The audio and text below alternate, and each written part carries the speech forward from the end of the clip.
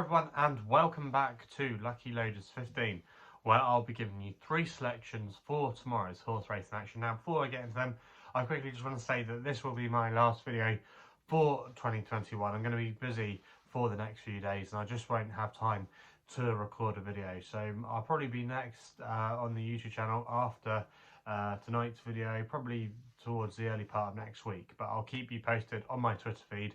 And if you want to follow me on Twitter, my handle is @LuckyLoader15, and that's the place to follow me on social media. So make sure you follow me over there if you don't do so already. But let's get into it then. 3 selections for tomorrow's racing, and we're going to be going to Haydock for the first one of them, where we're going to be going with my Longshot, which runs in the 240. And I thought Colloney was interesting here for Aidan Coleman and Ollie Murphy. Currently available at 12-1 with SkyBet, who are offering 4 places on this race. Now I just think potentially you want to catch this horse fresh. He's got quite a good record fresh. He's won on 2 occasions after long breaks on his seasonal reappearances, including last year when he won at Fontwell, where he won in pretty good style. And he's now down to the same mark that he won off that day, off a mark of 129. And I definitely think that is it within his radar. Now things didn't go to plan for him last season. He was sent chasing and he just didn't seem to be in love with the game, but I think going back hurdling might be able to unlock a little bit of potential with him. He did actually run here in the grade 3 long distance handicap hurdle back at November last year, but he was pulled up on that occasion. But I just ultimately don't think he got the trip. Plus he was actually hampered at a crucial point when he was just starting to make up a little bit of headway. Pretty, like I say, I don't think he would have stayed the 3 miles, but still nonetheless, I think you can put a line through that run, and I think he could still potentially handle the track. He won't mind ease in the ground as well. He's got form on heavy ground before, so that won't be a problem. And I just think over this 2 miles too, it could just set up very nicely for him. He's a strong travelling horse that could get a good toe into the race. There's going to be quite a bit of pace on in here, the likes of Chitty Balco, a couple of others as well.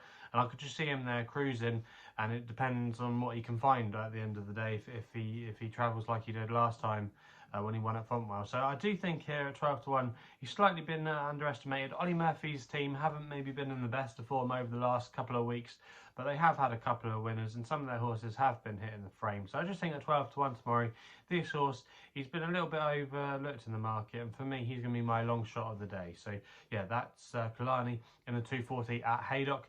We then go to the 330 at Taunton, where we're going to go with my nap of the day, and that is Only the Bold for Adam Wedge and Evan Williams. Currently available at 8-1 with SkyBet, who are offering 4 places on this race. I'm going to recommend a 1 point each way selection here. Now this horse, Only the Bold, I think the key tomorrow could be stepping up to this 3 miles. Now he finished 6th last time we saw him at Taunton, when that was over 2 mile 3. He was ridden out the back, given quite a quiet ride, and he just was never able to get into it.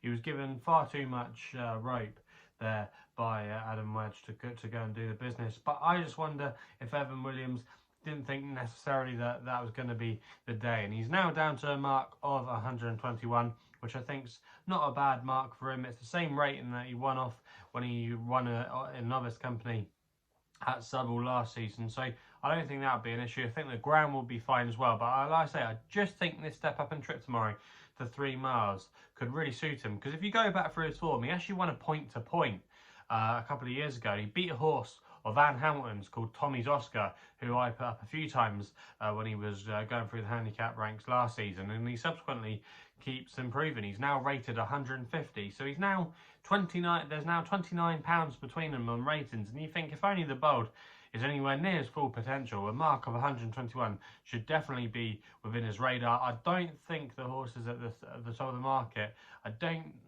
think they've got bags of potential up their sleeve, where I think Only the Bold, I think he could be a different proposition over this longer trip. And off a mark of 121, I'd be disappointed if he couldn't be competitive.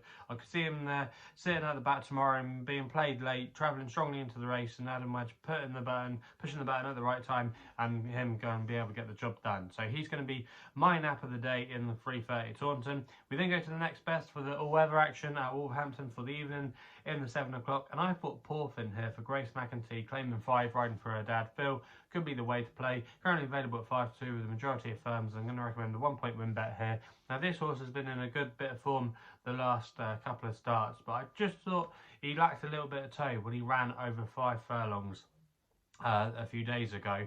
Now he's going to be going up in trip tomorrow to 7 furlongs, which I think will really suit. If you go back and watch his run when he won on his penultimate start at 6 furlongs a few days ago, he actually was doing his best work late on. Now he does still have to carry a penalty for that success, but I think he's still relatively unexposed over this trip. He tried it once back in the summer at Yarmouth and he was only just headed in the closing stages, so I think going up to 7 furlongs could suit him. He's going to have a bit of pace around him as well tomorrow, which could definitely suit the likes of the last Hurrah. He likes to go forward, he's drawn low, so I imagine he will, and it could just set up quite nicely for him. And I think Porfin going back up to 7 furlongs, I think this will definitely suit.